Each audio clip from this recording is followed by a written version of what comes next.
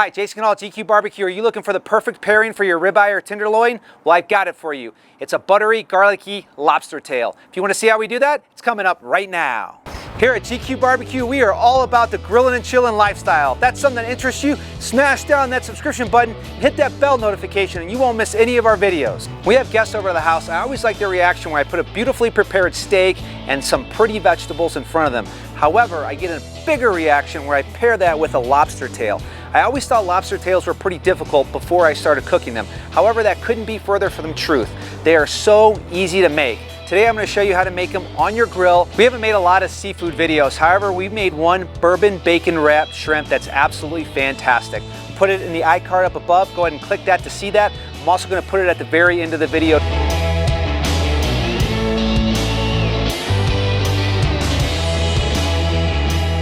First thing I'm going to do is get this garlic butter base going. I'm going to begin it by grabbing one of these half foil pans. I'm going to add about 1.5 sticks of butter to that. I'm then going to squeeze 2 lemons in there.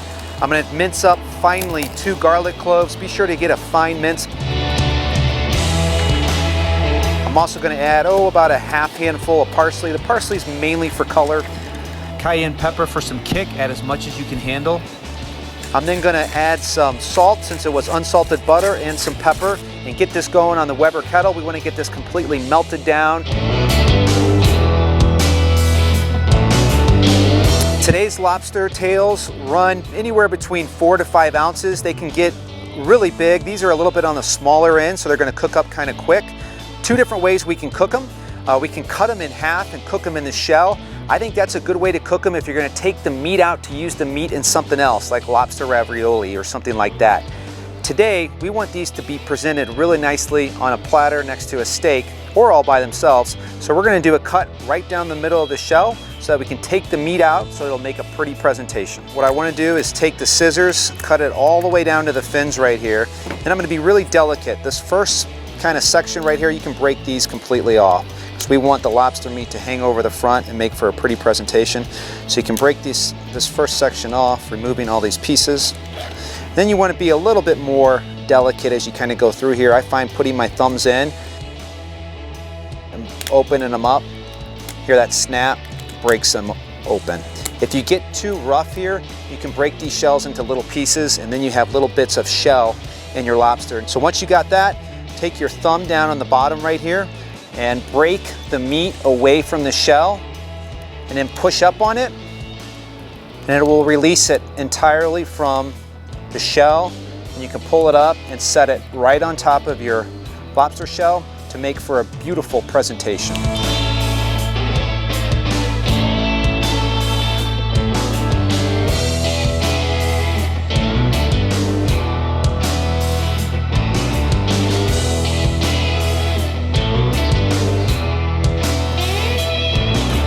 This garlic butter base is coming along nicely. The aromas I'm getting off of this is amazing right now. Strong notes of acid from the lemon and the garlic. It smells absolutely wonderful.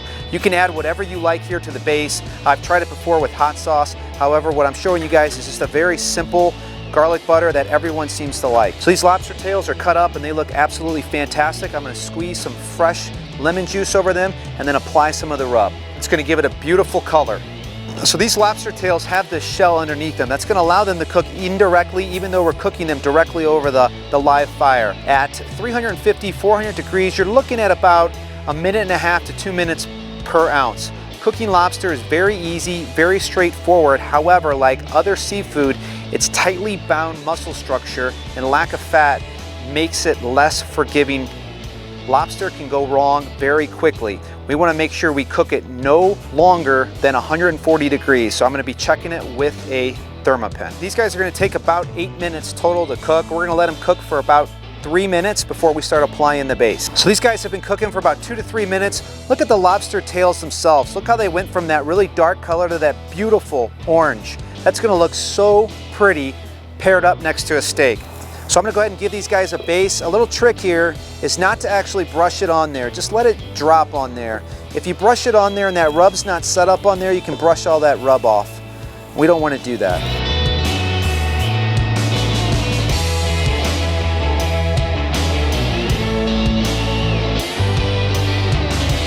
So these guys have been cooking for another 1.5 minutes or so.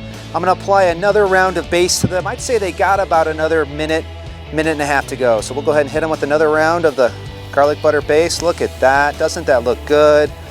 Oh yeah, these are gonna taste fantastic.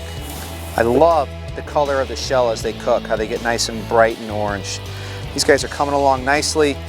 By drizzling the garlic butter instead of basting it on there, we get to leave all of our rub intact, which is gonna give it that real pretty color. Lobster is notoriously known for when you overcook it, it gives it a very unpleasant texture. So we wanna pull these guys right at 140 degrees to ensure we get that delicate, soft, buttery, sweet lobster meat.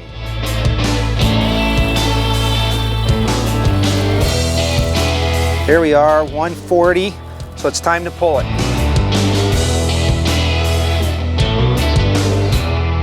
So what you can do for a garnish is take these lemons from the garlic butter, put them down on the grate, get those beautiful grill marks. Really gonna make the lobsters pop when you use them for garnish.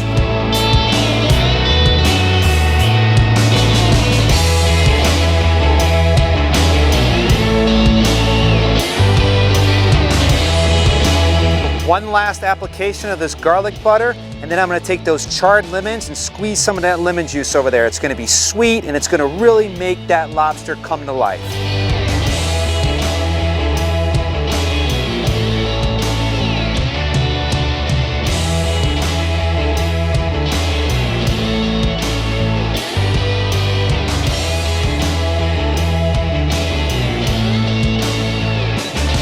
I would give my left arm to have one of those next to a 2-inch thick tomahawk ribeye. If you want to see more videos like that, go ahead and click my face right there. If you want to see that bacon wrapped bourbon shrimp that I was telling you about earlier, go ahead and click that video right there. Thank you so much for watching, and I'll see you on the next one.